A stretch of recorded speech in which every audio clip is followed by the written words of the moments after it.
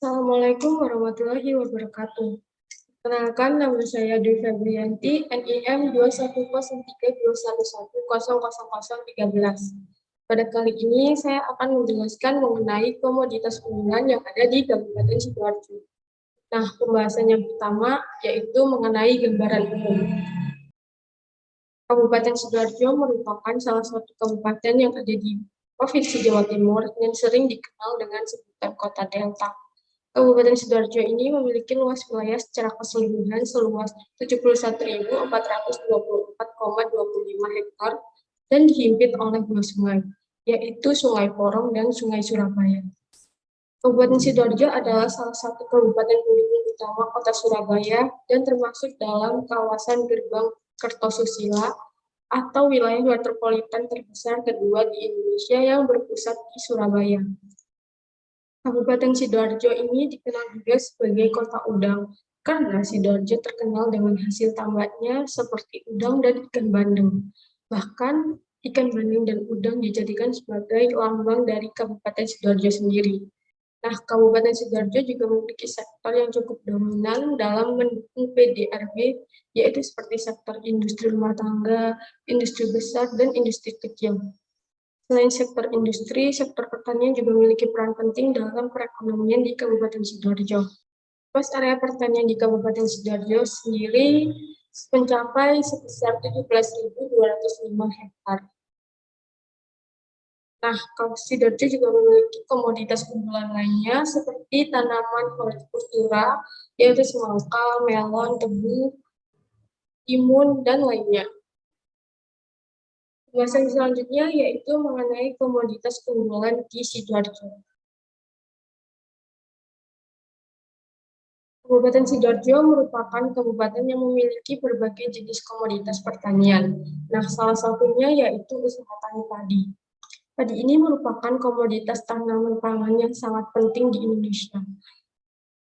Padi yang telah diolah menjadi beras akan digunakan sebagai makanan pokok bagi sebagian besar penduduk di Indonesia. Pada tahun 2015 lalu, produktivitas panen hasil padi mampu membuat Kabupaten Sidoarjo menjadi daerah tertinggi penghasil padi di Provinsi Jawa Timur.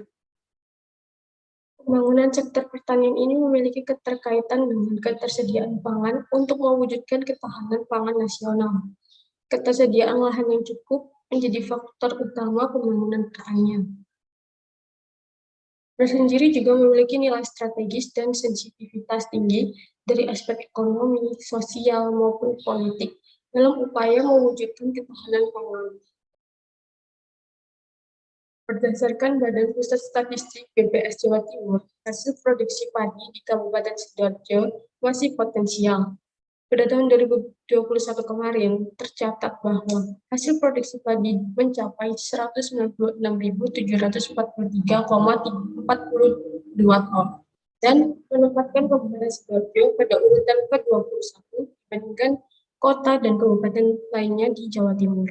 Pembahasan selanjutnya yaitu mengenai permasalahan komoditas padi sendiri di Kabupaten Sidoarjo. Permasalahan yang pertama yaitu semakin sempitnya kepemilikan lahan pertanian. Yang kedua, kurangnya pengetahuan petani padi terhadap teknologi pertanian tepat guna.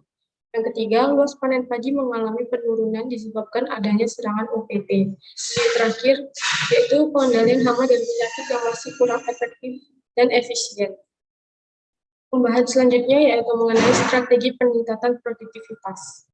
Nah, dari permasalahan-permasalahan yang sedang dihadapi petani padi di Sidoarjo ini, maka perlu adanya strategi yang mampu membantu dan meningkatkan produktivitas padi. Yang pertama yaitu dengan mengadakan sosialisasi dan pendampingan penggunaan teknologi tepat guna. Dengan melakukan sosialisasi dan pendampingan kepada petani mengenai penggunaan teknologi tepat guna ini, diharapkan ke depannya petani akan mampu dan mengerti mengenai teknologi pertanian apa yang cocok untuk digunakan dalam proses pertaniannya. Yang kedua yaitu dengan menyediakan dan menggunakan benih atau bibit unggulan. Dengan menggunakan benih atau bibit unggulan ini akan menjamin keberhasilan usaha tani. Penggunaan benih unggulan akan mengurangi risiko kegagalan budidaya karena dengan benih unggulan ini mampu tumbuh baik dalam kondisi lahan yang mungkin kurang menguntungkan dan akan tahan terhadap serangan hama dan penyakit. Yang ketiga yaitu dengan melakukan pemupukan. Pemupukan ini dilakukan harus efisien dan tepat sasaran. Ketersediaan pemupukan juga harus sesuai dengan 6 asas, yaitu tepat waktu, jumlah, tempat, jenis, harga, dan mutu. Yang keempat yaitu pemanfaatan musuh alami untuk pengendalian OPT atau serangan penyakit.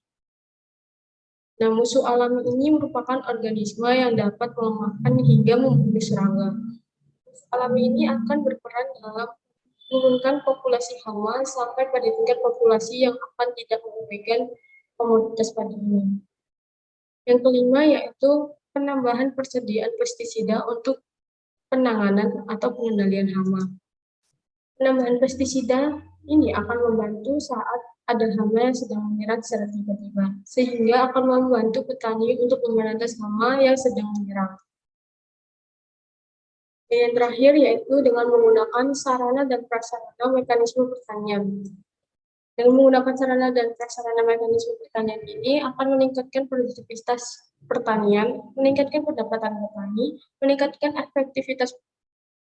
produktivitas kualitas dan kuantitas hasil pertanian, serta akan mempertahankan mutu penanganan segar. Nah, selanjutnya yaitu mengenai program penyuluhan. Program penyuluhan yang menurut saya tepat yaitu dengan membangun sektor industri berbasis pertanian. Sidoarjo sendiri merupakan daerah dengan sektor industri yang banyak, maka diperlukan sektor industri berbasis pertanian untuk menjadikan hasil pertanian sebagai bahan untuk diolah menjadi produk baru dalam industri tersebut. Dengan adanya sektor industri dalam bidang pertanian ini akan menjadikan kedua sektor memiliki keterkaitan dan strategi yang kuat, serta diharapkan akan mampu meningkatkan kualitas hasil pertanian dan mempertahankan area pertanian yang ada di Kabupaten Sidoarjo agar tidak terjadi alih fungsi lahan pertanian menjadi non pertanian.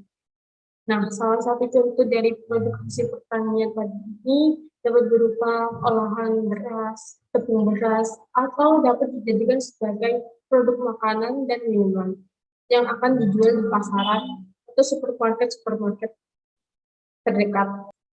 Sekian dari presentasi saya kali ini. Terima kasih. Wassalamualaikum warahmatullahi wabarakatuh.